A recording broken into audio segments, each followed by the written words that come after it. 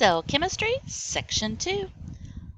Today we're going to look at the 4 major biomolecules, but we're going to take a step out and look at them in terms of their function.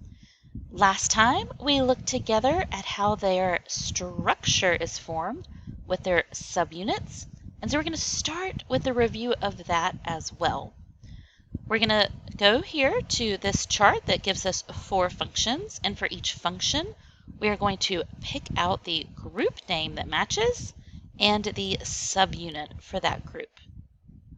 The core 4 are carbohydrates, lipids, nucleic acids, and proteins. The first function stores genetic information and instructions for proteins. That is going to be the nucleic acid, which includes DNA and RNA. Nucleic acids are built of many subunits called nucleotides. Next, we have provide quick energy. Quick energy, as anyone who's ever given a child sugar knows, comes from carbohydrates. That's why many athletes carbo load before an intense athletic event. Carbohydrates are made of small chemical subunits called monosaccharides. Function 3, long-term energy storage, cell membranes, and insulation. Think of things that have long, cold winters and the insulation that they use. They form a layer of fat. Long-term energy storage also very important for things that have to face long, cold winters, as well as other organisms. Lipids provide that function. Lipids include fats, oils, and waxes. And if you remember, they're kind of shaped like an E, have a backbone of glycerol, and some chains of fatty acids. Function 4, builds and repairs tissues, speeds up chemical reactions, transport, and a whole lot more. One note, tissue here is not Kleenex. It is a group of cells that work together for the same function. And proteins are the major group that do all of those things. They do most of the work of a cell, and they are built of many small subunits called amino acids.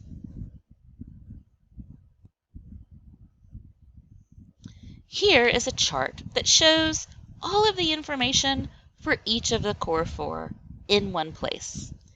Here we have the structure, the function, and you can see their source in food, which is how we supply most of the building blocks, like simple sugars, that our cells will need to build these. So let's take a look. Simple sugar, simple sugar, simple sugar, bound together by covalent bonds and used for short-term energy, cell respiration, or some complex carbohydrates used to create tough cell structures. Well, kind of gave it away there. It is the carbohydrate. Next, we have nucleotides joined together. There are 2 chains of them. One is right side up, one is upside down, joined in the middle by hydrogen bonds. We get them by eating anything that has cells that was once alive.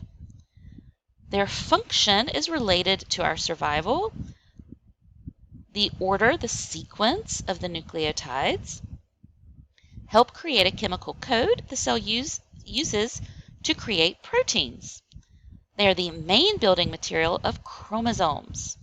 They are how genes are passed from one generation to the next. What is that genetic material? It is the nucleic acids. Top right, we have an unusual shape of an E, the backbone of glycerol and some chains of fatty acids. This macromolecule provides long-term energy, is the main building material of our cell membranes. It is used as a chemical for communication from one cell to another, and it can insulate against temperature changes, as well as chemical insulation. in our nerve cells. What is this magical molecule? It's the lipids. Next, we have amino acids linked together by peptide bonds. And they have all sorts of functions, including enzymes, chemical reaction regulators that help regulate our metabolism. They give us antibodies to fight off infections, pigments that give us color, and the ability to reflect and absorb wavelengths of light. And one of those, including chlorophyll, helps us to do things in plant cells like photosynthesis. What is this? Oh, we only have one left, so we hope it's right, and it is. It is the proteins. This is a great slide to study to make sure you know the basics for the core four. Each of those are the core four, but each of those core four have lots and lots of different specific chemicals. Just like if I were to ask you the 4 types of transportation, you might say cars and planes and boats, but there are lots of different kinds of cars and lots of different kinds of planes. Those are specific examples.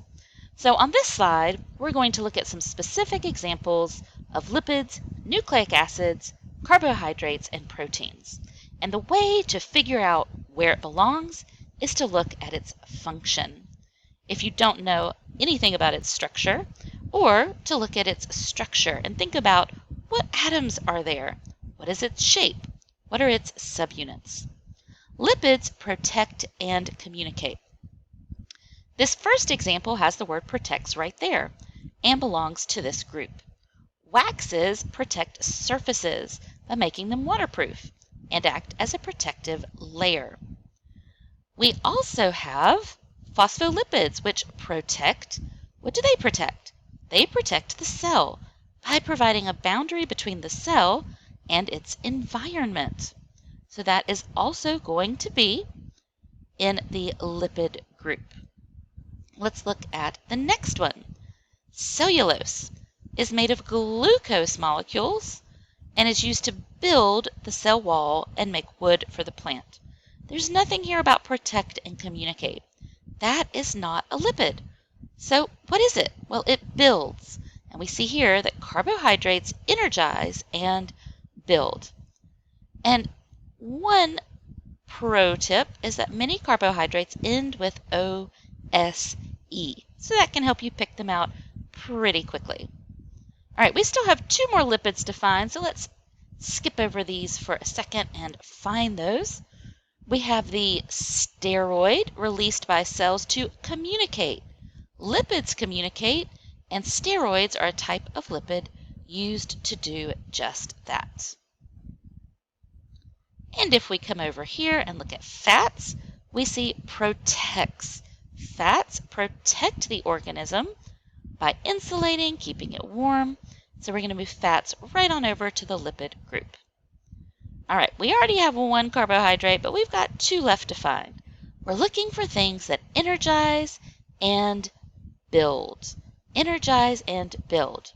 Starch is one of those things. It is also made of glucose, which is the subunit of carbohydrates. What does it do? It helps to store energy. Remember, carbohydrates energize for the plant. So we're going to move it on over. We need 1 more. Let's go to the right and locate glycogen. Glycogen is made of glucose. Remember that OSE tip I gave you?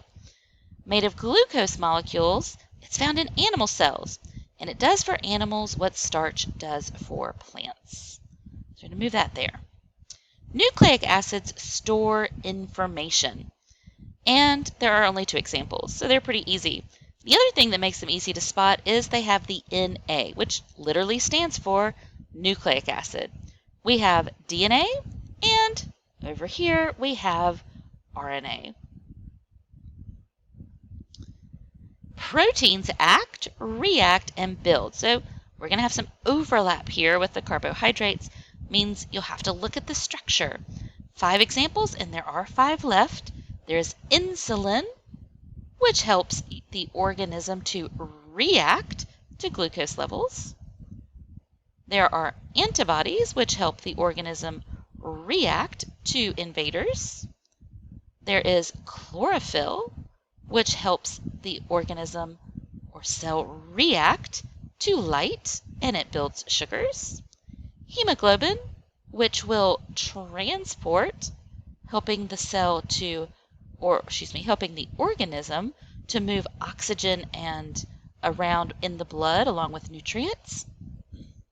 And enzymes, which help cells by regulating chemical reactions. So there are these specific examples of the core four that you need to know.